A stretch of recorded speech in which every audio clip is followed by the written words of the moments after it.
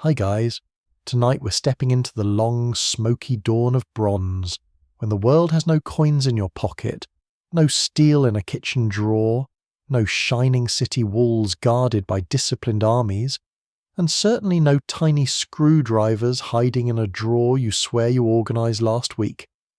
You're standing beside a low fire, under a sky crowded with stars, watching a strange green stone darken, sweat, and glow. What if the first empire was not born from a crown, but from a campfire, a lump of ore, and someone stubborn enough to keep poking at it? The air smells of ash, clay, damp earth, and human curiosity.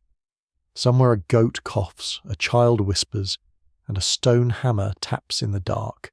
So, before you settle into the story, take a moment to like the video and subscribe, and while the embers breathe, comment where you're listening from and your local time. Now, dim the lights. You open your eyes in a world before bronze has a name. The ground beneath your feet is cool and uneven, pressed by bare heels, animal hooves, and the soft scrape of woven baskets dragged across dust. You're not in a kingdom yet. Not exactly. You're in a human settlement somewhere between the end of the Stone Age and the first glittering age of metal. Around you, people still rely on stone blades, bone needles, wooden digging sticks, and fire-hardened spears. The tools are clever, practical, and old. They have fed families for countless generations. Flint cuts cleanly when struck with skill. Obsidian, when available, can be sharper than a surgeon's blade, though nobody here is saying surgeon yet, because that would be showing off. You feel the rhythm of ordinary life. Someone grinds grain on a saddle quern with a slow, sandy rasp. Someone else twists fibres into cord, fingers moving with quiet patience. Smoke from cooking fires hangs low in the morning air, blue and bitter. Dogs circle near scraps. A potter shapes clay beside a patch of shade, pressing wet coils into a vessel that will soon hold grain, milk, oil, or stew.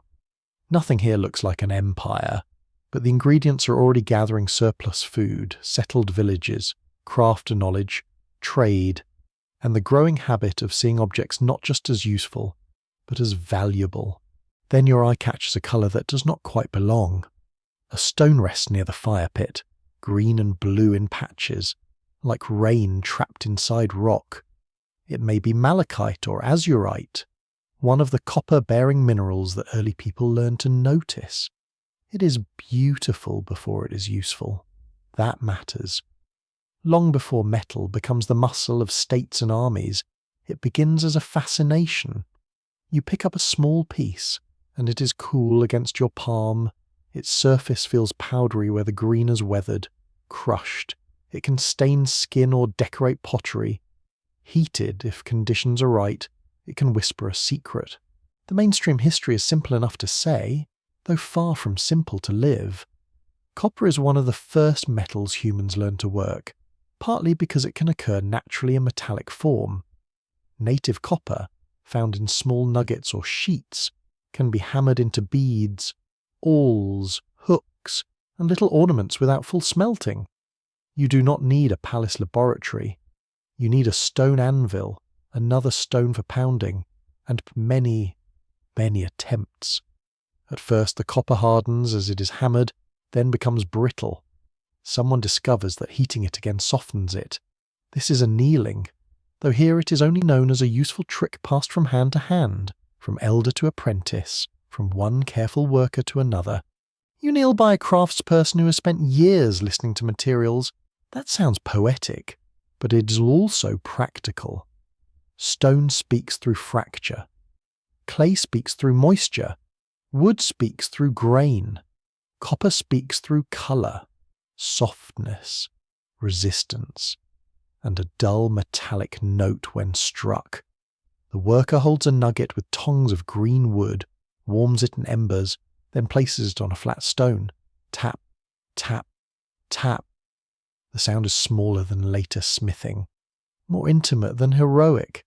There is no thunder of great anvils yet, just a patient music, a rhythm almost sleepy, as though the metal is being persuaded rather than conquered. The strange thing is that copper is not immediately better than stone for every job. A sharp flint blade can slice beautifully. A polished stone axe can bite into wood with impressive force. Early copper is soft, sometimes disappointingly soft, the sort of material that bends when you hoped it would stay dramatic. You can almost hear a Neolithic farmer mutter, "Wonderful, a shiny tool that loses an argument with a tree." Still, copper has qualities stone does not. It can be reshaped, it can be recycled, it can be melted, joined, drawn into wire, flattened into sheets, and made to shine with a warm reddish glow that catches the human imagination. This is where the story becomes less about one invention and more about a widening circle of habits. You walk through the settlement and notice who handles what. Some people farm, some herd animals, some make pots, some shape stone. A few begin to specialize in unusual materials. Their hands are stained with mineral dust. Their shelters hold odd stones collected from far away.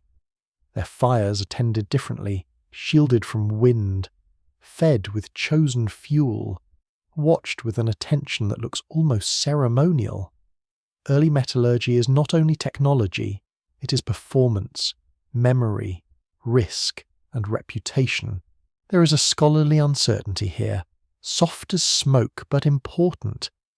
Historians still argue whether copper smelting was discovered by accident in pottery kilns, by deliberate experiments with colourful ores, or through several independent pathways in different regions.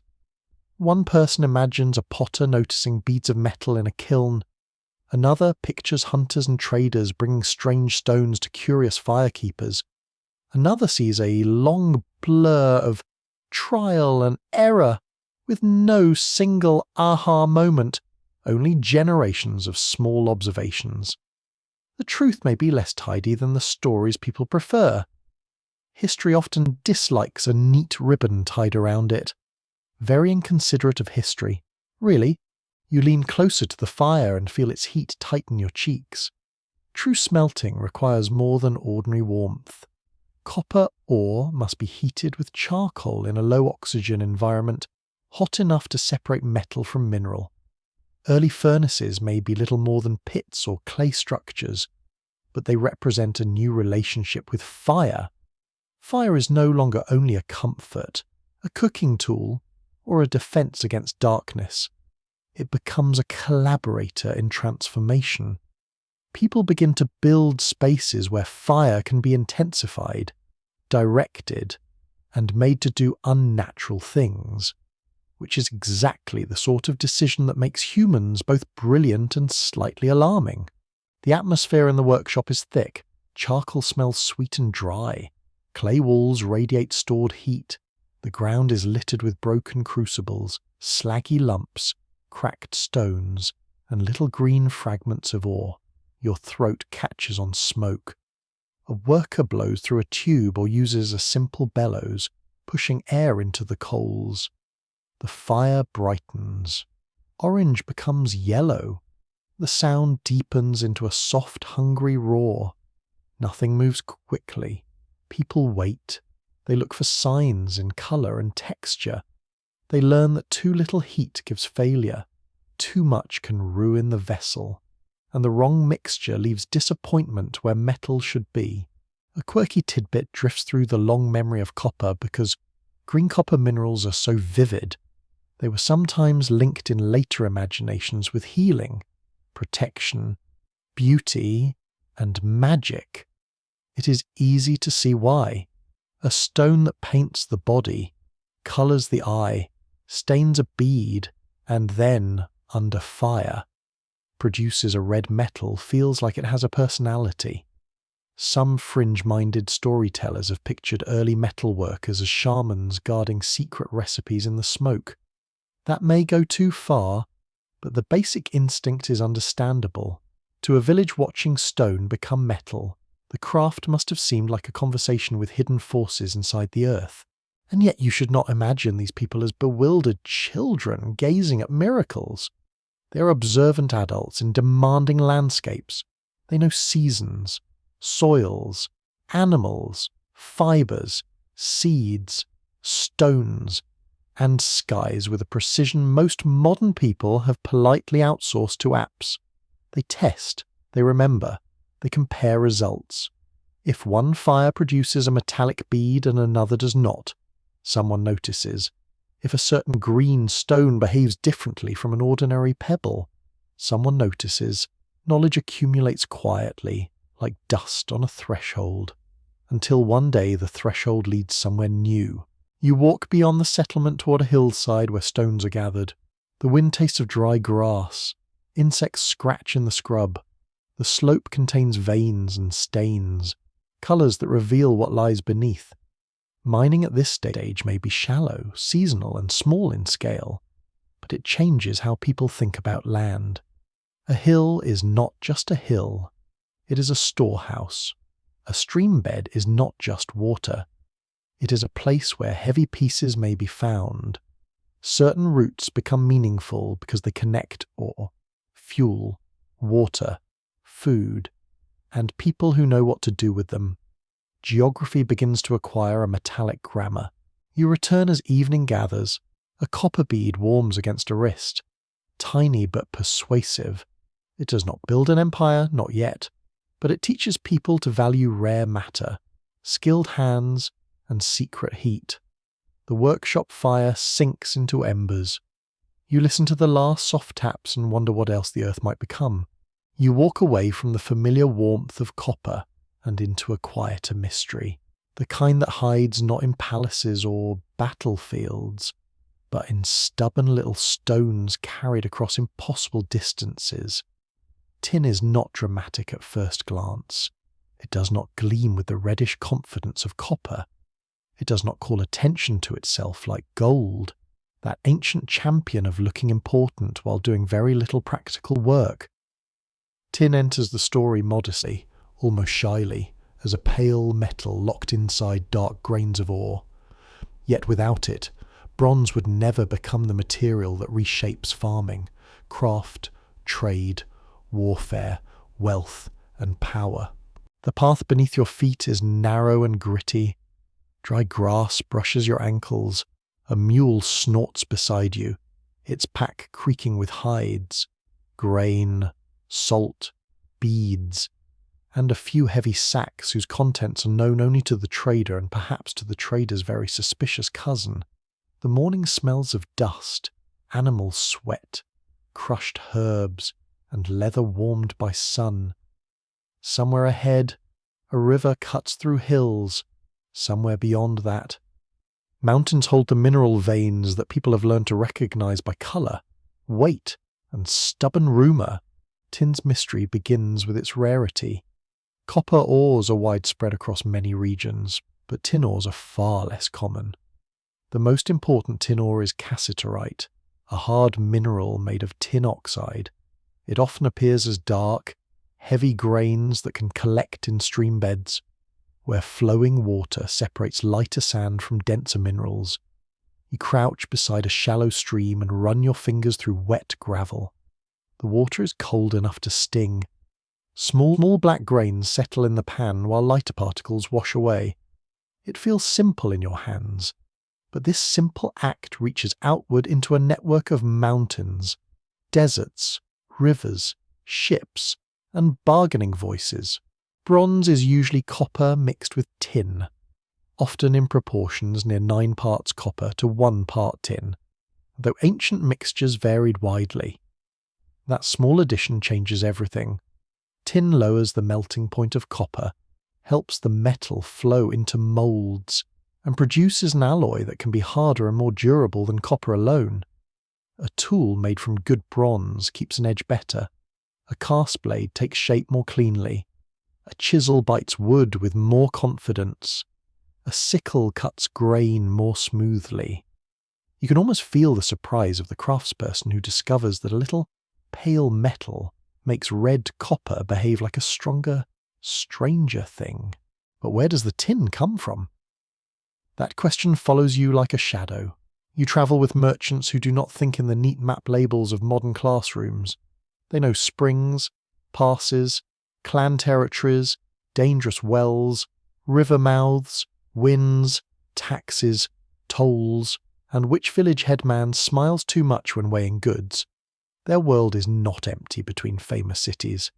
It is thick with middlemen, guides, herders, miners, potters, boatmen, translators, and people who can identify a useful stone at 20 paces and then pretend they have not seen it, which is a talent as old as trade itself.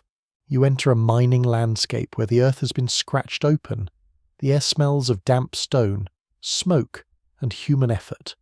There are shallow pits, trenches, baskets, wooden supports, and tools made from stone, antler, bone, and metal. The miners listen carefully. A pick strikes rock with a dull clack. Pebbles tumble. Someone coughs. Someone sings a short line and stops. The work is dangerous, cramped, and slow.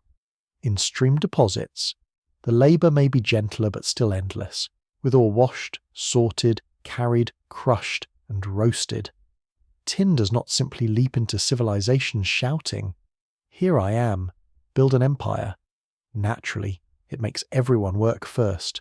The mainstream historical fact to hold gently in your mind is this: the rise of widespread bronze production depended on long-distance exchange, because major tin sources were unevenly distributed. In Western Asia, tin may have come from regions such as Anatolia, Iran, Central Asia, and Afghanistan. In Europe, important sources existed in places such as Cornwall and the Iberian Peninsula. In East Asia, tin moved through its own complex networks. No single road explains everything. Instead, you walk through a braided world of routes, each strand shaped by geography and need. Picture a caravan at dusk. The animals kneel with soft groans. Packs are lowered. The campfire smells of dung fuel and juniper smoke. Traders stretch their backs and check seals on bundles. A pot of lentils simmers. The sky turns violet over the ridge. You hear quiet negotiation, not grand speeches, just patient voices discussing weights, promises, safe conduct, and prices. A small lump of tin may pass through many hands before it meets copper in a workshop. With each exchange, its value changes, its story lengthens. By the time it reaches a city, it carries not only metal, but distance. This is where bronze begins to create a new kind of dependency. A village with copper but no tin must trade. A ruler who wants bronze weapons, tools, vessels, and ornaments must secure routes. A merchant who knows the path to tin becomes important. A scribe who records shipments becomes useful. A guard who protects caravans becomes necessary. A humble mineral encourages administration, protection, negotiation, and trust, which sounds less exciting than a battle scene, but is probably more empire-shaped than a man waving a sword while yelling at clouds. You follow one imagined shipment across varied ground. In the mountains, the air is thin and cold, with the sharp smell of pine resin. Your fingers go numb around a walking staff. In the foothills, dust clings to your skin and the sun presses down like a warm hand that does not understand personal boundaries. At a river crossing, your sandals sink into mud. Reeds whisper. Frogs complain from the banks. The sacks are lifted into boats, and the current takes over with a slap of water against wood. Every change of landscape changes the cost of metal. There is a strange intimacy in trade. People who may not share language must still agree on weight. They count with stones, marks, knots, tablets, gestures, and memory. Trust is useful, but verification is better, and ancient traders were not exactly floating through life on pure goodwill. Balance weights become symbols of fairness and suspicion at the same time. You watch a merchant weigh ore on a simple scale. The beam trembles. The seller leans in. The buyer narrows his eyes. Everyone pretends to be calm. The scale settles, and civilization exhales. A quirky fringe tidbit curls around the story of tin like smoke. For centuries, later writers imagined secretive western tin islands at the edge of the known world, places where foreign sailors supposedly guarded routes with theatrical intensity. Some ancient Greek accounts speak of distant tin sources in vague, almost misty terms, and later imaginations dressed these stories in fog, cliffs, and suspiciously dramatic merchants. The details are often uncertain, but the mood is delightful. Tin as a treasure from the horizon, protected not by dragons, sadly, but by geography, secrecy, and people who understood profit very well. Historians still argue whether some early tin trade was organised mainly by palace authorities, independent merchants, local mining communities, or loose chains of exchange that nobody fully controlled. The evidence is fragmentary. A tablet may mention metal shipments but not reveal the entire route.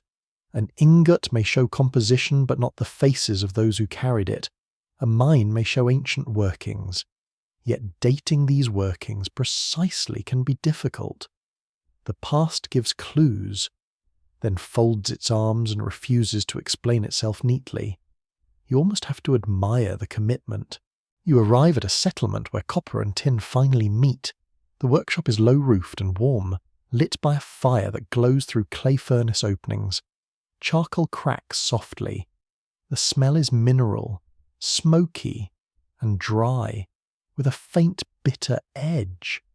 A craftsperson measures materials by experience more than written formula. Too little tin, and the metal may remain too soft, too much, and it can become brittle, pale, and difficult.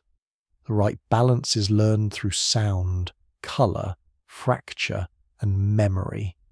The molten alloy shines in the crucible like captured sunrise, thick and dangerous, beautiful in a way that makes everyone stand a little farther back. When the bronze pours, it does not look like an empire. It looks like a glowing stream entering a mould. It hisses softly. Heat presses against your face. The mould may hold the hollow shape of an axe head, a dagger, a pin, a small ornament, or a tool whose owner will never know the full distance travelled by its ingredients. The object cools. Clay is broken away. Rough edges are trimmed. The surface is polished until it glows brown, gold, and red. Someone touches it with pride. Someone else begins calculating who might pay for it. Tin makes bronze useful, but scarcity makes it political. A person who controls tin can influence craft. A city that secures tin can equip workers and warriors. A trade route can become a lifeline, a blocked pass, a raided caravan, a failed river crossing, or a hostile port can ripple outward into workshops and fields. You feel the fragility under the shine. Bronze is strong in the hand, yet dependent on many hands far away. Its power is collective, stitched together by miners, carriers, boat crews, brokers, rulers, and artisans whose names mostly vanish. Night settles over the trading camp. The air cools. A donkey shifts in its sleep. Someone adds brushwood to the fire and sparks rise into the dark like tiny copper stars. In a small pouch near the trader's head lies cassiterite, heavy and plain, waiting for heat, copper, and skill.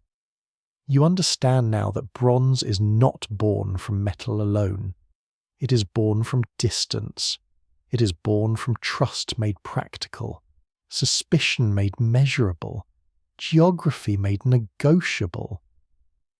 You close your hand around one cold grain of ore and feel how quietly the world can change. You step into a workshop where kings are still only one possible future, but heat already has authority. The building is low, smoky, and half swallowed by earth, with walls of mud brick and clay that hold the day's warmth long after sunset. The roof is patched with reeds, branches, and packed soil. Dust hangs in the air. Charcoal breathes in a glowing pit. Somewhere near your feet, broken moulds crunch softly under your sandals, and the smell is a heavy mixture of ash, damp clay, sweat, burnt wood, and hot mineral. This is not a grand hall of invention.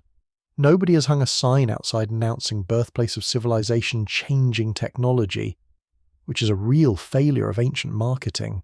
It is a practical place, crowded and uncomfortable, where people learn by doing, ruining things, trying again, and pretending the ruined thing was probably useful for something else. You feel the heat on your shins. Your eyes water. A craftsperson crouches by a furnace opening, feeding charcoal with careful hands. Another turns a clay tuyere, a pipe that directs air into the fire. A third checks a mould, tapping it lightly, listening for cracks. The furnace is small compared with the later industrial monsters, but it is a creature all the same. It needs fuel, breath, timing, and respect. Charcoal is stacked and packed. Ore and metal scraps wait nearby in baskets. A skin bellows sighs and wheezes as someone presses it again and again, pushing air into the coals. The sound is strangely soothing, like a sleeping animal with a job. With each breath, the fire brightens. Red deepens to orange. Orange sharpens toward yellow. Heat ripples up the clay wall, blurring the faces around it. A mainstream historical fact rests at the centre of this smoky room. Bronze technology depends not only on mixing copper and tin, but on controlling heat well enough to melt, cast, and shape the alloy. Bronze melts at a lower temperature than pure copper when properly alloyed, and it flows more readily into moulds. That makes it especially suited for casting tools, weapons, pins, vessels, and fittings. The workshop is therefore not merely a place of fire. It is a place where chemistry, craft, and patience become social power. You watch the preparation of a mould. It may be carved in stone, shaped from clay, or formed in sections that fit together like a puzzle made by someone with very serious trust issues. The maker presses a model into fine clay, smooths the surface with wet fingers, and leaves channels for molten metal to enter and air to escape. Those tiny channels matter. If air is trapped, the casting can fail. If clay is too wet, steam may crack it. If the mould is too fragile, the metal leaks out, and everyone gets to enjoy the ancient experience of disappointment with extra danger. The surface of the clay feels slick and cool at first, then gritty as it dries. The craftsperson's fingertips are blackened with charcoal and stained by minerals. Tools lie nearby: stone polishers, bone points, wooden paddles, hammerstones, scraps of leather, and simple blades. None of it looks glamorous, yet every object carries knowledge. The right clay must be chosen. The mould must dry slowly. The furnace must be fed steadily. The workers must understand not just what to do, but when to stop doing it. This last skill, as any human knows, is rare and nearly mystical. A crucible is placed among the coals. Inside, pieces of copper and tin wait together, dull and separate. Heat gathers. The bellows breathe. The air grows thick enough to taste. You hear charcoal crackle, clay tick softly, and low voices murmuring instructions. The metal begins to soften, then slump, then shine. At last it becomes liquid, bright and restless, reflecting the fire like a small sun caught in a bowl. People shift their weight. Jokes fade. Even the most sarcastic apprentice knows this is not the moment to be charming. When the crucible is lifted, the workshop tightens around the movement, hands wrapped in leather and fibre grip tools. The molten bronze trembles, gold, orange, and dangerous. It pours into the mould with a smooth sound, part hiss, part whisper. Heat kisses your face from a careful distance. A thread of smoke rises from the channel. The metal disappears into darkness, filling a shape no one can see. For a moment, the whole full future of the object is hidden inside clay. Then comes waiting. Waiting is a large part of ancient technology, though it rarely gets heroic songs. The mould cools, the workers listen, they do not rush. Clay that was warm becomes touchable. A hammer taps, a seam breaks. Dry fragments fall away, and there, rough but recognisable, is a bronze axe head. Its edges are ragged, its surface is dull with casting skin. Still, it exists. The room exhales. Someone grins. Someone else immediately notices a flaw, because every workshop has that person. The axe head is not finished. Casting creates the form, but finishing gives it purpose. The worker trims excess metal from the sprue, the channel where bronze entered the mould. Edges are hammered, sharpened, and polished. Hammering can harden the cutting edge, giving it greater durability. The tool is rubbed with abrasive stone until it catches light. It may be hafted to a wooden handle with bindings of rawhide or cord. You touch the polished bronze, and it feels cool now, dense and smooth, with a weight that seems to promise obedience. The first objects made in such workshops are varied. Some are tools for fields and forests, axes, adzes, chisels, awls, sickles. Some are weapons, daggers, spearheads, arrowheads. Some are ornaments, pins, bracelets, rings, beads, mirrors. Some are fittings for carts, boats, doors, boxes, and harnesses. Bronze slips into everyday life as both useful material and visible sign.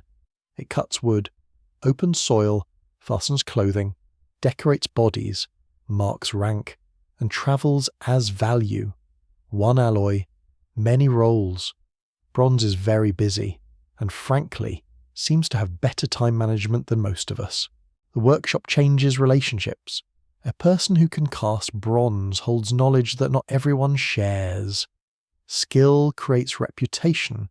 Reputation brings gifts, food, protection, and obligations. The metalworker may depend on farmers for grain, herders for leather, miners for ore, charcoal makers for fuel, potters for clay, traders for tin, and local leaders for safety. Yet all of them may depend on the metalworker for durable tools and prestige objects. Out of this mutual dependency, small hierarchies begin to thicken, not empires yet, but little layers of importance, like sediment at the bottom of a jar. A quirky tidbit glows in the corner of this world. Some ancient metalworkers may have added old broken bronze objects back into new melts, making recycling one of metallurgy's earliest habits. A bent pin, a cracked blade, a failed casting, even the ugly lump that everyone agrees not to discuss, could return to the crucible. Bronze does not have to die when it breaks. It can become something else. This gives metal an almost eerie life cycle. Stone tools are often discarded when shattered. Bronze can be reborn, which is convenient, poetic, and slightly smug. Historians still argue whether early metalworkers were seen mainly as ordinary specialists, ritual figures, low-status labourers, or dangerous people associated with hidden fire. The evidence changes by region and period. In some societies, metalworkers appear close to elite patronage. In others, craft production may have been more dispersed among households and villages. Later myths sometimes turn smiths into magical outsiders, lame gods, secret keepers, or tricksters. But projecting those ideas too far into earlier centuries is risky. The smoke looks mysterious, but mystery is not the same as proof. You move toward the edge of the workshop where completed objects rest on a woven mat. A dagger blade lies beside a chisel. A pin with a curled head gleams near a small awl. Their shapes are simple, but each one has passed through a chain of decisions. Which ore? Which alloy? Which mould? Which customer? Which edge? The owner of a bronze tool does not merely own matter. They own labour, root, memory, and controlled fire. They own a small victory over stone. Outside, the settlement continues its ordinary breathing. Grain is being sorted. Children chase each other between houses. A woman repairs a basket. Smoke rises from cooking fires, softer and friendlier than furnace smoke. A bronze sickle may soon move through barley stems with a faint rasp. A bronze awl may pierce leather cleanly. A bronze pin may hold a cloak at the shoulder and tell everyone, quietly, that its wearer has access to something special. The glow from the furnace seeps into social life, not as one sudden revolution, but as a slow brightening. You notice how the workshop gathers people at different times. A farmer arrives with a broken tool, a trader brings a small packet of metal, a young apprentice watches too closely and is told to stand back, which is how education often begins. A local leader examines a blade and asks questions in the tone of someone who already knows the answers. The metalworker nods, explains, perhaps withholds a little. Knowledge is useful, but guarded knowledge is better for business. Night presses gently against the walls. The furnace is banked, not dead, its coals covered to preserve heat. The clay floor is warm beneath your soles. Your clothes smell of smoke. Your skin feels dry from the fire.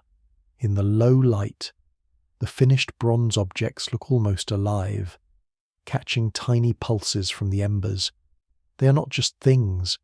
They are proof that people have learned to make earth melt, flow, harden, and serve. In this room of ashen clay, power is still small enough to hold in your hand, but already it has begun to choose its owners.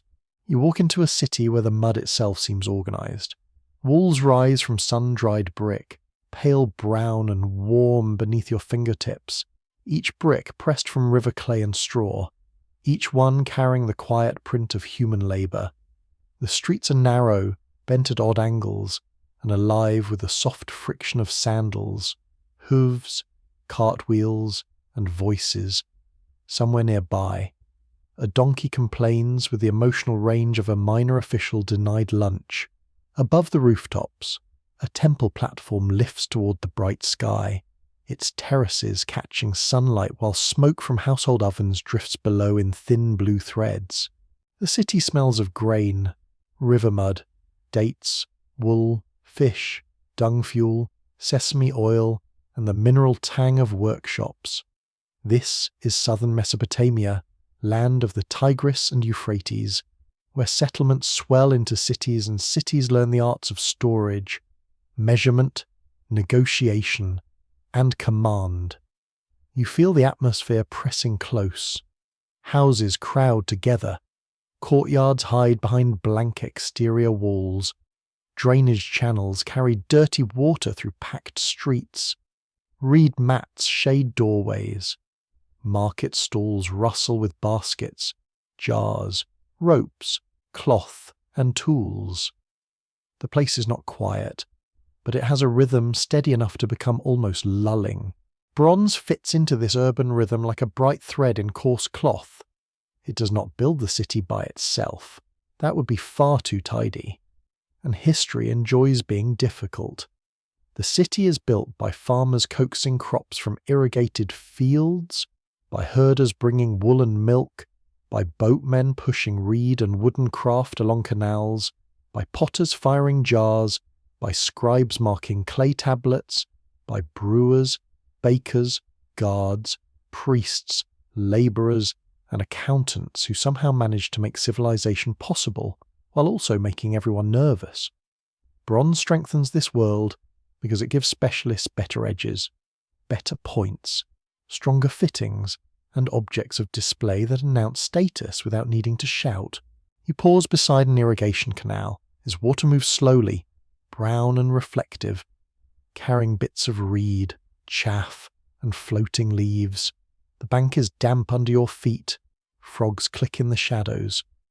Farmers in the surrounding fields use tools shaped by generations of practical thinking sickles for harvesting grain, hoes and digging implements for soil work, axes for timber, knives for cutting cord and reeds.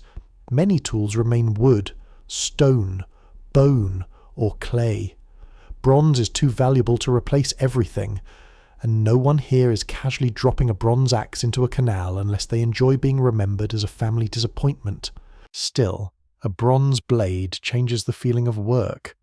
You hold a small sickle insert or knife and notice its weight, smoothness, and promise. it can be sharpened, it can be repaired, it can be traded.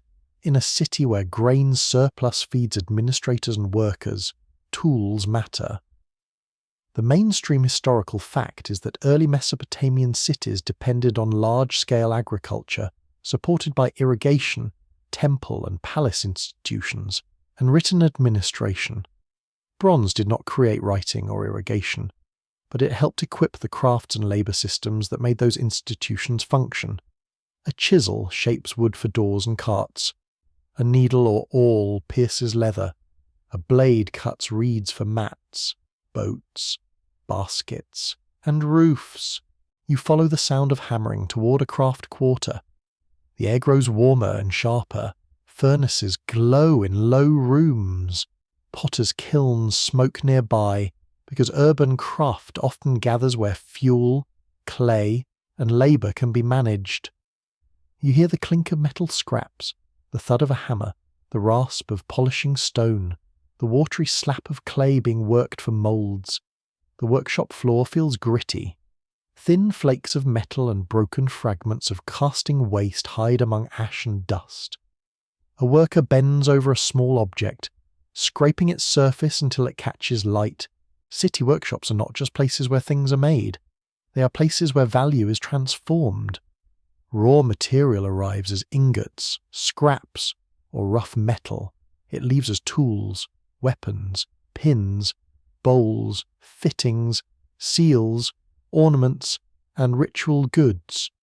Some items belong to households, some serve temples, some are commissioned by elite families who prefer their importance to be visible from a respectful distance. A bronze pin at the shoulder, a polished mirror, a decorated dagger, or a ceremonial vessel can say, very politely, "I have access to rare materials and skilled people." Ancient status symbols were not subtle, but at least they were usually well crafted. You pass into the shadow of a temple complex.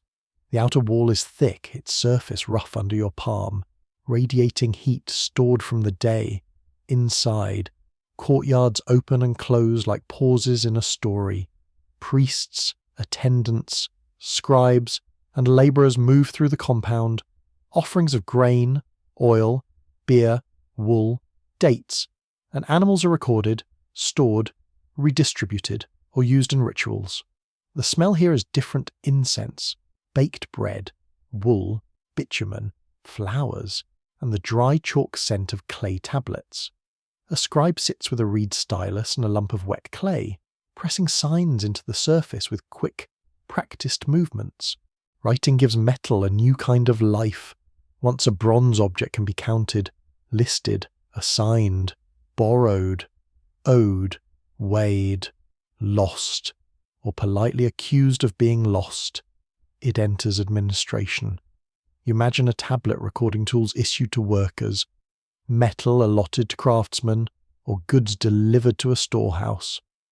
The object is no longer only a thing in the hand. It becomes a line in a system. This is one of the quiet revolutions of cities. Matter turns into records. Records turn into obligations, and obligations turn into power. Somewhere, an ancient clerk is satisfied, which is always a little frightening.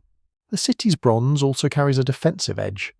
Gates need fittings, doors need hardware, spears and daggers need points and blades. Guards lean near entrances, their weapons catching flashes of light. Warfare among Mesopotamian city-states is part of the landscape of power, with rulers competing over land, water, tribute, and prestige. Bronze weapons do not make every soldier invincible. Armour is limited. Logistics are exhausting, and a hungry army is just a moving problem with sandals. Yet bronze gives rulers another way to organise force, reward followers, and display command. You enter a palace storehouse where the air cools slightly. Jars line the walls. Bundles of wool rest on raised platforms. Wooden chests are sealed with clay lumps impressed by cylinder seals. Bronze tools are stacked or hung, their surfaces darkened by use. You touch a handle and feel the smooth wear left by many hands. The storehouse smells of dust, old grain, oil, dry reeds, and sealed clay. A supervisor checks items while a scribe records them. Nothing about this scene seems sleepy to the people involved. Yet from a distance it has the calming order of shelves, labels, and repeated tasks. A wonderfully odd tidbit belongs beneath the city's proud buildings. In Mesopotamia, small metal foundation figures were sometimes buried under structures, often shaped as divine or royal beings holding pegs or baskets. These hidden objects were meant to protect, sanctify, or symbolically secure the building. Imagine that. Under the floor where people walk, argue, grind grain, and misplace sandals, a little copper alloy figure rests in darkness, doing its sacred job without applause. It is part engineering charm, part religious deposit, part ancient version of putting a motivational note where no one can read it. The boundary between useful metal and sacred metal is thin here. A bronze tool can cut reeds for ordinary roofing, but bronze can also serve temple ritual. A vessel may hold offerings. A figurine may stand for a god, a ruler, or a protective force. A ceremonial weapon may never see real combat but still radiate authority. In the temple courtyard, sunlight strikes polished surfaces and turns them warm gold. The glow feels intentional. It tells worshippers that the divine household is wealthy, ordered, and connected to distant materials. The gods, it seems, appreciate quality craftsmanship naturally. Specialists continue to debate how tightly temples and palaces controlled bronze production in different Mesopotamian cities. Some evidence points to institutional workshops, ration systems, and centralized distribution. Other clues suggest independent artisans, household production, private exchange, and flexible arrangements that shifted from city to city. The uncertainty matters because it changes how you imagine power. Was bronze mainly flowing through official hands, measured and redistributed from great storehouses, or did urban life contain a more mixed economy, where institutions and private craft overlapped in practical, messy ways? The answer is probably not a single neat model, which is very inconvenient for tidy diagrams.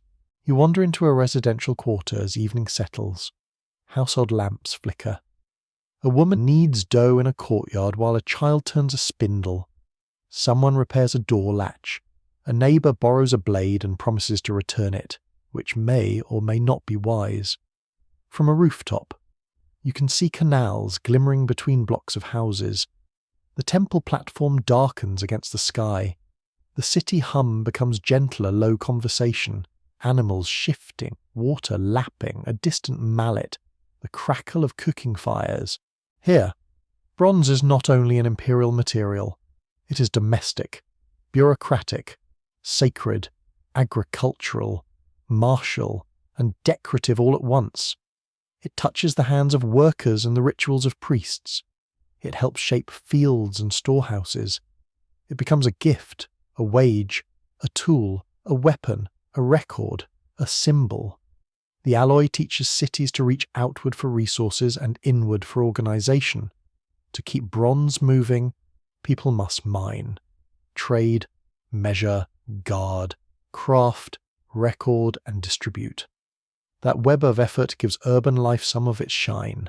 The night air cools the mud brick walls. You run your fingertips over one brick and feel straw caught in clay.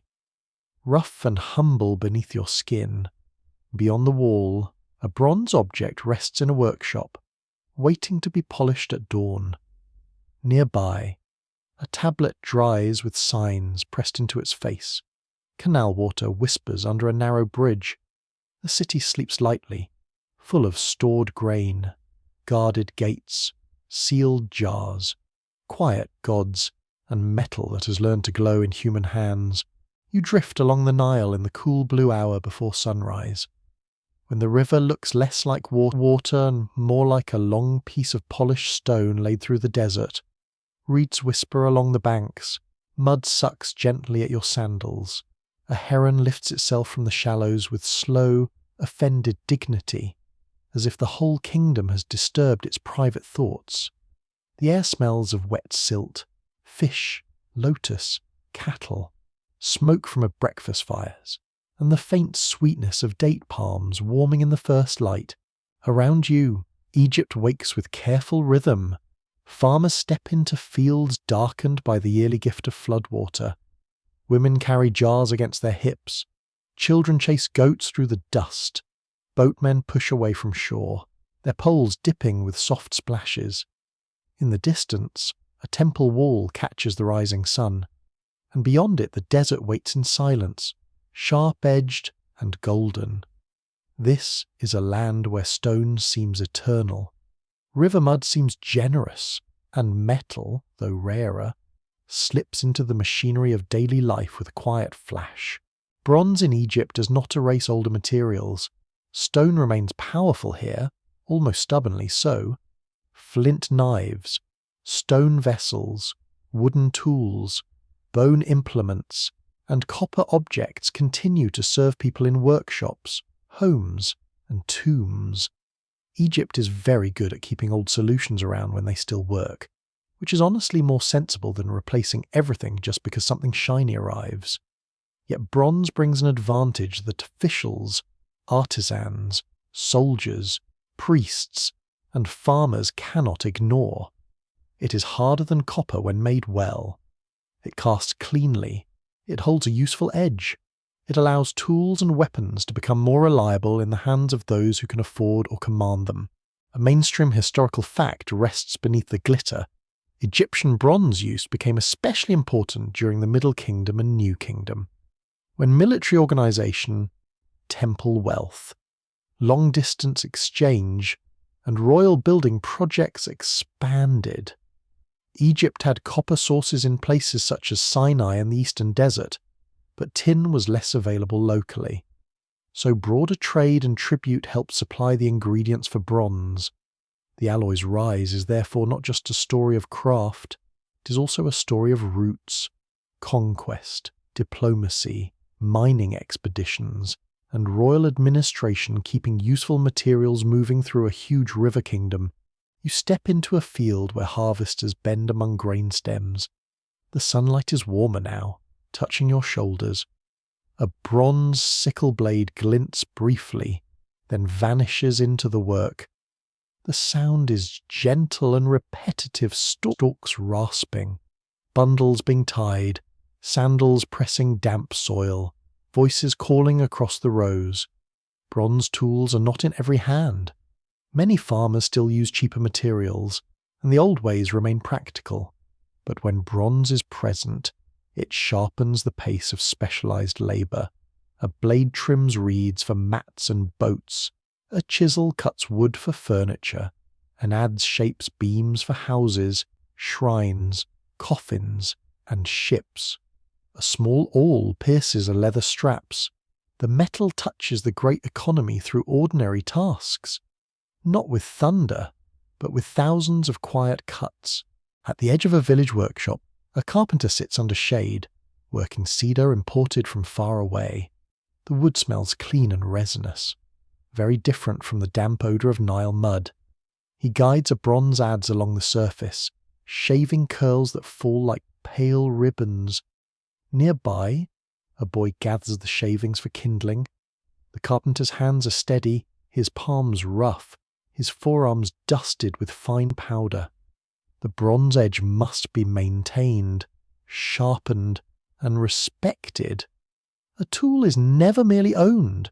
It is cared for, negotiated with, and occasionally blamed when the user is clearly the problem.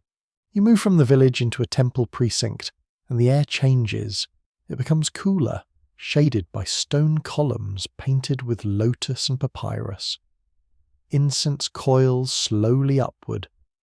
Priests in clean linen pass silently, their feet whispering across polished floors.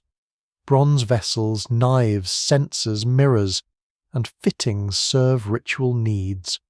Water is poured, offerings are prepared, doors are opened and closed at sacred moments. Metal shines in controlled light, reflecting not only wealth, but purity, order, and connection with the divine. Bronze ritual knives and tools may be used in ceremonies connected with offerings, purification, and funerary practice. Their physical function matters, but their symbolic weight matters too. In Egyptian thought, order must be renewed again and again.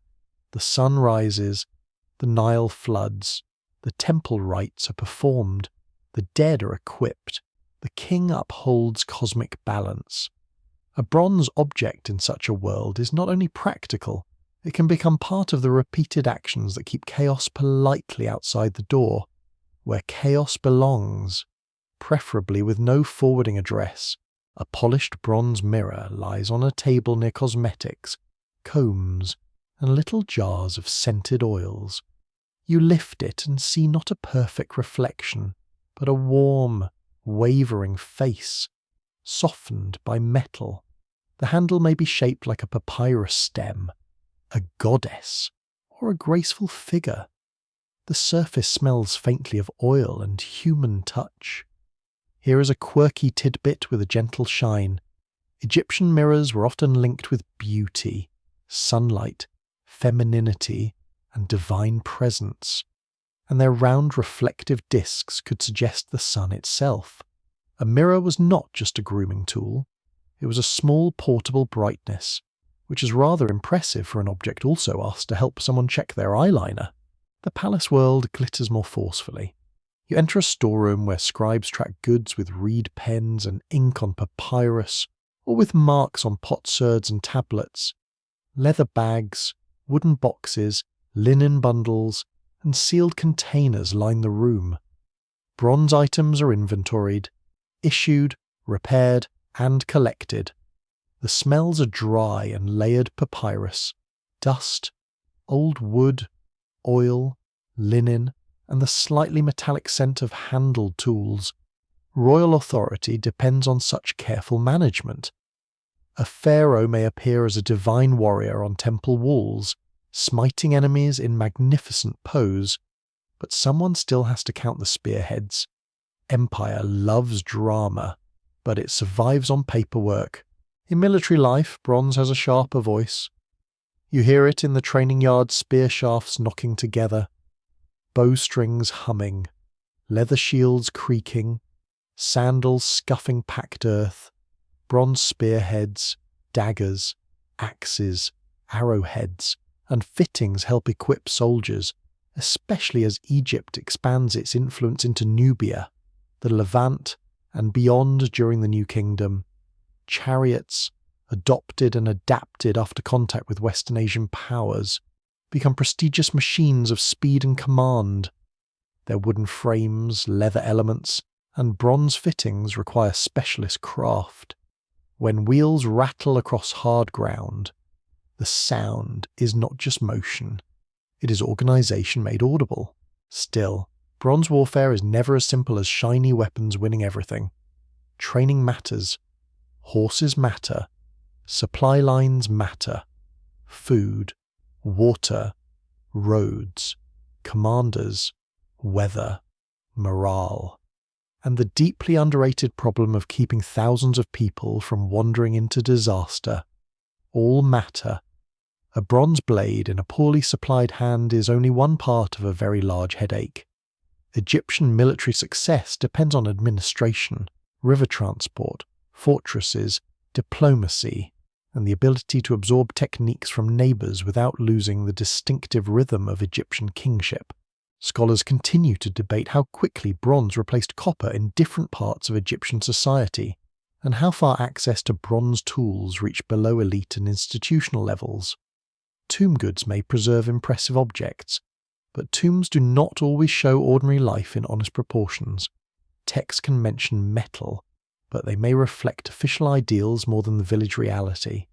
Archaeological finds reveal tools, weapons, moulds, and debris, yet survival is uneven. The desert preserves some things beautifully and hides others with the serene confidence of a cat ignoring your request. You step toward the desert edge where mining expeditions leave their marks. The landscape turns harsh and pale. Wind lifts sand against your skin. The smell of the river fades, replaced by hot stone, sweat, leather, and dust. Men quarry, dig, carry, and smelt under punishing light. Expeditions to copper regions require planning food, water skins, guards, donkeys, tools, scribes, overseers. Inscriptions may proclaim royal control, giving the pharaoh credit with the usual royal modesty, which is to say none at all. Yet behind the carved names are labourers whose backs ache, whose hands blister, and whose effort feeds the bronze hunger of the Nile Valley. The tomb world gathers bronze into memory. In burial chambers, objects are arranged not randomly, but with intention. Tools, vessels, mirrors, weapons, amulets, and models may accompany the dead, depending on status, period, and belief. You feel the stillness of a sealed space, the air dry and ancient, smelling of resin, linen, dust, and faint mineral cold. Bronze darkens over time, taking on greens and browns as it reacts with the world around it. The shine of life becomes the patina of eternity. Egypt, with its remarkable talent for turning practical objects into statements about forever, gives bronze a second career among the dead. At sunset, you stand beside the Nile again. The river carries light in broken pieces. Boats slide past with sails lowered, their hulls creaking softly. From the fields comes the smell of cut grain and cattle. From the temple comes incense and chant. From a workshop comes one last metallic tap, small but clear in the cooling air. Bronze here is river-touched and sun-warmed, royal and domestic, sacred and practical. It sharpens the farmer's work, steadies the carpenter's hand, brightens the priest's ritual, arms the soldier, adorns the living, and follows the dead into silence. Under the calm gaze of pharaohs, the alloy becomes part of Egypt's long conversation between mud, stone, sunlight, and eternity. You stand on a quay at dawn, where the sea is the colour of beaten pewter, and the first light touches the water in long trembling lines. Ropes creak against wooden posts. Gulls cry with the confidence of creatures who have never paid harbour fees. The air smells of salt, fish, tar, wet timber, olive oil, and wool packed too long in a ship's hold. Beneath your bare feet, the stones are cool and slick with spray. Around you, sailors move with quiet urgency, balancing baskets, jars, bundles, and ingots whose dull surfaces hide the wealth of kingdoms. This is the Eastern Mediterranean in the Age of Bronze, a world tied together not by one empire alone, but by many hungry centres of power. Palaces, ports, islands, workshops, and temples depend on things that do not grow conveniently in their own backyards. Copper from Cyprus, tin from distant and debated sources, timber from mountain forests, ivory, glass, resins, oils, wine, textiles, grain, silver, gold, and finely worked objects move across water in patterns shaped by wind, diplomacy, profit, and occasional poor decision-making. The sea is not an empty space between civilizations. It is a road that happens to drown careless travellers. A ship waits at the harbour edge, broad-bellied and dark from pitch. Its hull smells of resin and damp wood. The deck is crowded with amphora, rope coils, baskets of food, water jars, spare sailcloth, and cargo packed so tightly that every object seems to be negotiating for elbow room. Sailors check lashings with rough hands. The fibres scrape against your palm when you help pull a line. A captain studies the sky, the swell, and the behaviour of birds, because weather forecasting has not yet been improved by glowing rectangles. And honestly, the birds are probably still more emotionally honest. The mainstream historical fact beneath this morning scene is clear. Late Bronze Age maritime trade connected Egypt, the Levant, Cyprus, Anatolia, the Aegean, and Mesopotamian linked markets through complex exchange networks. diplomatic letters, archaeological finds, shipwrecks, and palace records show that metals and luxury goods move between royal courts and commercial communities. Bronze stands at the centre of this system because copper and tin must meet, and the sea makes heavy cargo easier to move than long overland routes. A single ship can carry more weight than a caravan of exhausted animals, provided the sea behaves itself, which is asking rather a lot. You watch workers lift copper ingots shaped like stretched hides, with 4 protruding corners that make them easier to grip and carry. These are often called oxhide ingots, and they are among the most recognizable cargo forms of the Bronze Age Mediterranean. Their surfaces are rough, dark, and greenish in places, smelling faintly metallic when rubbed. 2 men carry one between them, shoulders tight, breath slow. The shape is practical, but also memorable, almost symbolic. A stack of these ingots looks like frozen labour, like islands of copper waiting to become tools, vessels, blades, and offerings. A quirky tidbit clings to those strange shapes. Some people have wondered whether oxide ingots were meant not only for carrying, but also for visual meaning, perhaps echoing the value of cattle, sacrifice, or wealth. Others point out that the shape is simply useful for hauling awkward metal. As usual, ancient objects allow just enough mystery for everyone to feel clever. Small bronze figurines from Cyprus and nearby regions sometimes show figures standing on ingots or carrying them, suggesting that copper itself could become charged with identity, power, and perhaps sacred association. Even metal cargo wanted a little public relations. You step aboard as the ship shifts beneath you. The motion enters your knees first, then your stomach, then your confidence. Waves slap the hull with hollow thuds. Sailcloth flutters overhead. The harbour recedes behind you. Roofs and masts shrinking into haze. Out on open water, the air grows brighter and cleaner, though the cargo hold remains a kingdom of smells: oil, wine, damp rope, pitch, old grain, clay jars, sweat, and bronze. The ship follows coasts when possible, hugging familiar lines of land, using islands as stepping stones. Sailors know headlands, reefs, currents, stars, seasonal winds, and the deeply important art of not annoying the wrong harbour official. The cargo is not random. Palace economies often request, record, and redistribute goods. A ruler may send gifts to another ruler: metal, horses, textiles, carved boxes, precious stones, weapons, cups, and elaborate greetings wrapped in diplomacy. These gifts are not casual generosity. They create relationships, obligations, and prestige. In letters between great kings, the language may speak of brotherhood, affection, and respect, while the subtext quietly asks why the last shipment was smaller than expected. Bronze travels through this world as both material and message. To send copper is useful. To send fine bronze objects is to display skill, access, and rank. You enter a palace storeroom in imagination. Far from the rolling deck, clay tablets dry on shelves, seals mark jars and chests. Metal is weighed, listed, allocated, and guarded. The smell is dry and administrative dust, clay, wood, oil, and stored textiles. A scribe notes deliveries while workers carry ingots to workshops.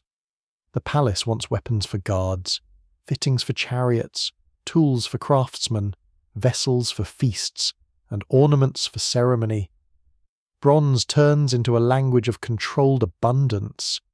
It tells visitors that the ruler can reach beyond the horizon and make distant mountains obey through trade, tribute, and threat. Very modest, naturally.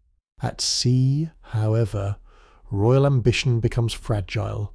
Clouds gather with suspicious speed. The wind sharpens, the sail snaps hard. Spray strikes your face, cold and salty. The deck tilts, and jars groan against their lashings. A sailor shouts over the water. Another checks the steering oar. The ship is wood, rope, cloth, and courage, carrying enough wealth to make several kings suddenly very attentive. One broken mast, one hidden reef, one night of bad wind, and the cargo becomes an offering to the seabed. The Bronze Age sea is generous, but not sentimental. Shipwrecks give modern eyes rare glimpses into this watery trade. One famous wreck found off the southern coast of Anatolia carried copper ingots, tin, glass ingots, ivory, ebony, jewellery, pottery, weapons, tools, and goods linked to many regions.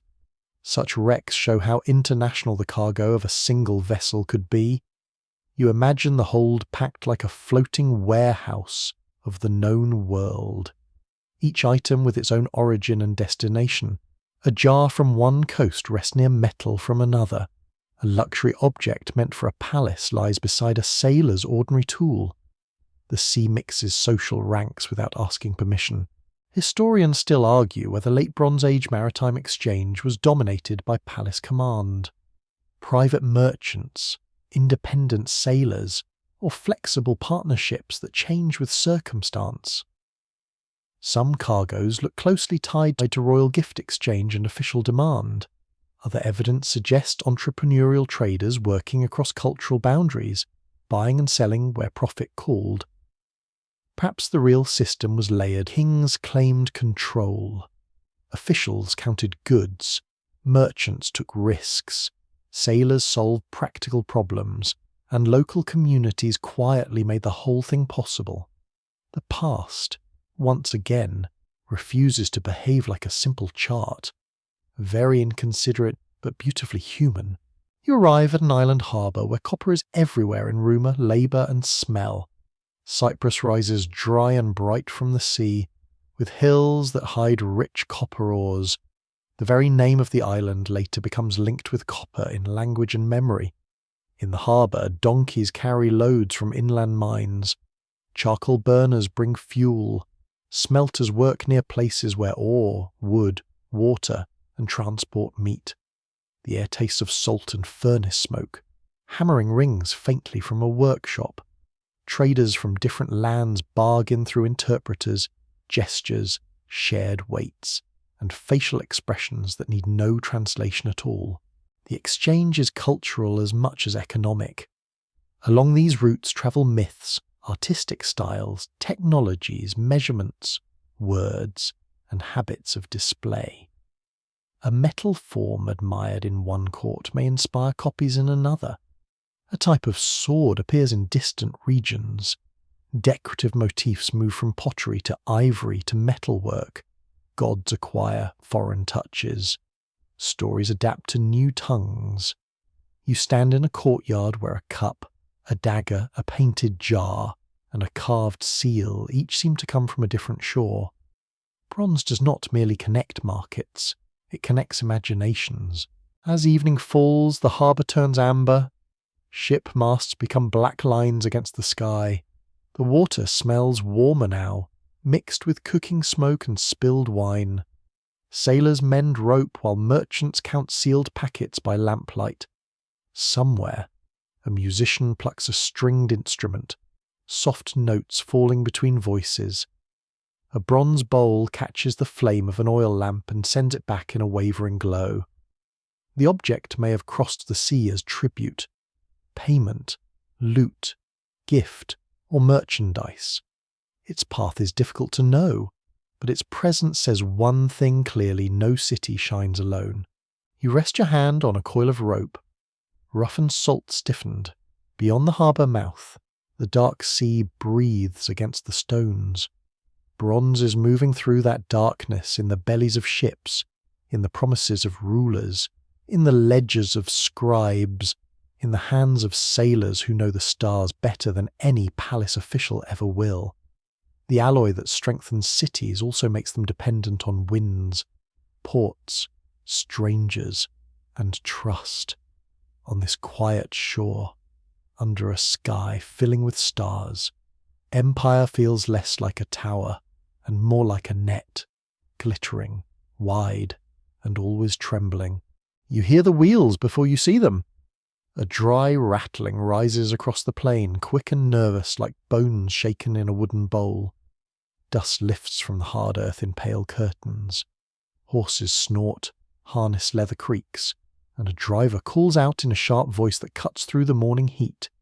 The smell reaches you neck sweat, sun-baked grass, oiled wood, dung, leather, and bronze warmed by light. Then the chariot appears, light enough to fly over the ground, fragile enough to remind everyone that speed is always a bargain with danger. You stand near a training ground where warriors practice under a wide sky. The earth is packed flat by wheels and hooves. Your sandals feel every ridge and rut. A chariot sweeps past, and the rush of air brushes your face. Its wheels are spoked, not solid, making the vehicle lighter and faster than older heavy carts. Its body is mostly wood and leather, with bronze used for fittings, rain guides, bits, weapon mounts, decorative plates, and sometimes parts that need strength without too much weight. Bronze is not the whole machine, but it helps hold the performance together. The mainstream historical fact is that horse-drawn chariots became a major military and prestige technology across many Bronze Age societies, especially from the second millennium BCE onward.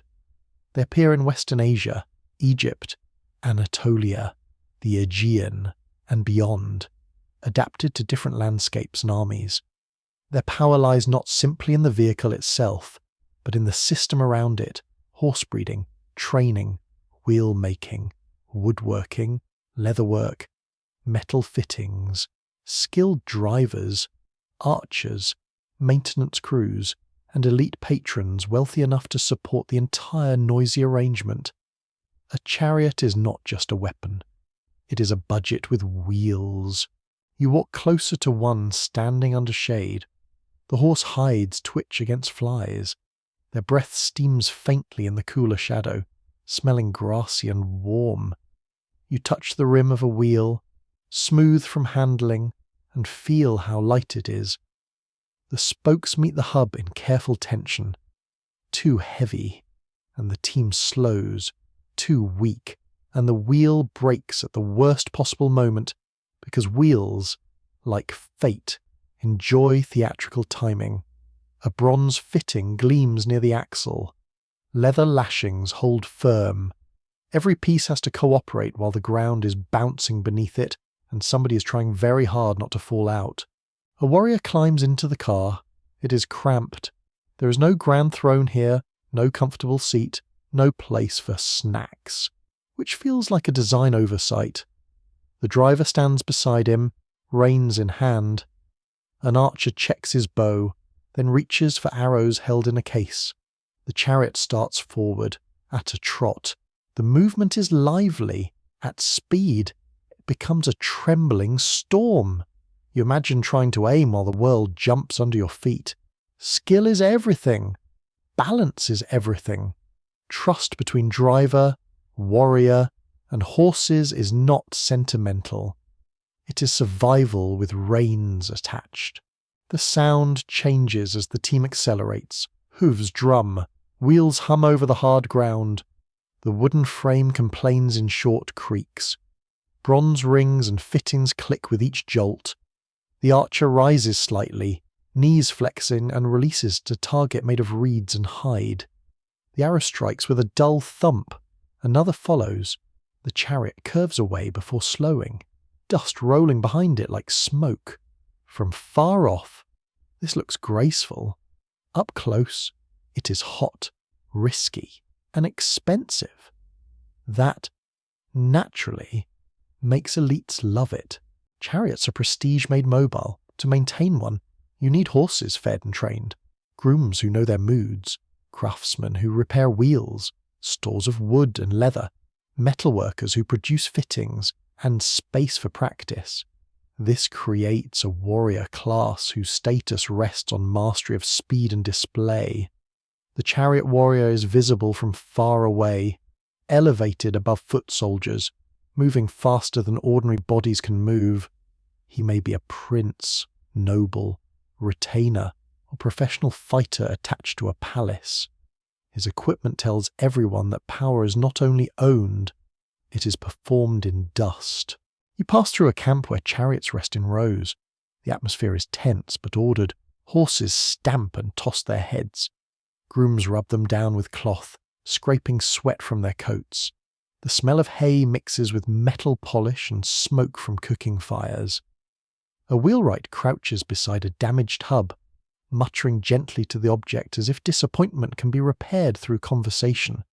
Nearby, bronze spearheads and arrowheads lie wrapped in cloth. Daggers hang from belts. Helmets and scale armour catch the light in small flashes. Bronze armour has its own heavy intimacy. You lift a scale from a pile and feel its cool weight. Hundreds of such pieces can be sewn onto a backing of leather or textile, creating flexible protection that still burdens the body. Bronze helmets protect the head and announce rank. Shields may use wood, hide, and metal fittings. A warrior wearing bronze in the sun becomes part soldier, part mirror, and part overheated kitchen pot. The shine is impressive, but nobody should confuse glory with comfort. Ancient warfare often looks better in art than it feels on skin. On palace walls and carved seals, chariots become symbols of royal command. A king shown riding into battle is not merely reporting transportation. He is showing mastery over horses, men, craft, and chaos. The image says that he can summon resources from forests, pastures, mines, and workshops, then focus them into motion. In Egypt, chariot imagery becomes linked with pharaonic victory. In Anatolia and the Near East, chariot forces are central to elite warfare and diplomatic rivalry. In the Aegean, records even list chariot components with bureaucratic care. Nothing says heroic thunder quite like an inventory of wheels. A quirky tidbit waits inside those records. Some palace tablets from the Mycenaean world track chariot wheels, frames, and equipment in a remarkably practical way. The result is wonderfully unromantic. While later imagination gives us warriors racing under bronze light, the scribal world gives us something closer to 2 wheels missing, 1 frame assigned. Please stop losing expensive parts. It is a useful reminder that elite warfare depends on clerks, storerooms, and repairs. Behind every glorious chariot charge stands someone counting axle pieces and quietly judging everyone. You follow a team out onto rougher ground, and the glamour begins to wobble. Chariots are powerful, but not magical. They prefer open spaces, firm terrain, and careful handling. Mud, rocks, forests, steep slopes, and broken ground can turn a swift vehicle into an embarrassing pile of wood, horse anxiety, and noble shouting. Military use varies by region. Sometimes chariots serve as fast-firing platforms for archers. Sometimes they carry commanders. Sometimes they are shock symbols more than battlefield bulldozers. The vehicle's meaning changes with tactics, terrain, and social structure. Researchers still disagree over whether chariots primarily transformed Bronze Age battles through direct battlefield effectiveness, or whether their deepest impact lay in prestige, mobility, and elite identity. Some evidence shows chariots playing practical roles in combat, especially with trained archers and organized teams. Other interpretations suggest that in certain regions they may have been as much about display, command, and noble status as battlefield destruction. The debate remains alive because images exaggerate, texts celebrate rulers, and archaeology preserves vehicles unevenly. The past leaves wheel ruts, not always instructions. You stand beside a young horse being trained to harness. It rolls its eye toward you, unimpressed by civilization. A handler strokes its neck, speaking softly. The animal's coat is warm under your palm, alive with muscle and nervous energy. Horses change the speed of power, but they required patience. They had to learn noise, reins, yokes, other horses, wheels, shouting. and the strange human habit of turning fear into ceremony. Horse training is one of the hidden foundations of chariot warfare. Without calm teams, bronze fittings and noble ambition go nowhere except sideways. The warrior elite also changes the way societies imagine masculinity, honor and rank, feasting halls, burial goods, victory scenes, and heroic poetry gather around the figure of the mounted or chariot-borne fighter. A dagger with a fined bronze blade may be worn even when not needed. A decorated harness may gleam in ceremony. A chariot may accompany a noble into the grave or appear in art as a sign of elevated identity. Metal becomes memory. Equipment becomes biography. The dead are sometimes dressed in the language of motion, as though status should keep moving even in stillness. Yet beneath elite shine lies ordinary labour. Someone mines the copper, someone trades for tin, someone burns charcoal, someone cuts timber, tans leather, twists cord, breeds horses, hauls fodder, mixes glue, shapes wheels, polishes fittings, and sweeps the yard.